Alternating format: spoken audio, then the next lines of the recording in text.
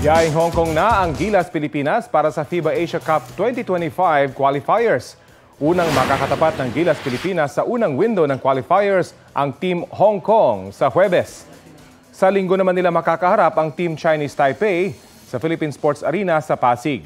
Balik na sa court si Justin Brownlee matapos masuspindi dahil sa anti-doping violation sa Asian Games noong Oktubre.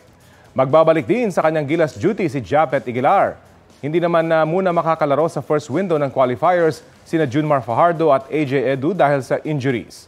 Ayon kay Gilas head coach Tim Cone, goal ng koponan na makarating sa Olympics. Kapuso, alamin ang maiinit na balita. Bisitahin at mag-subscribe sa GMA Integrated News sa YouTube. Sa mga kapuso abroad, samahan niyo kami sa GMA Pinoy TV at sa www.gmanews.tv.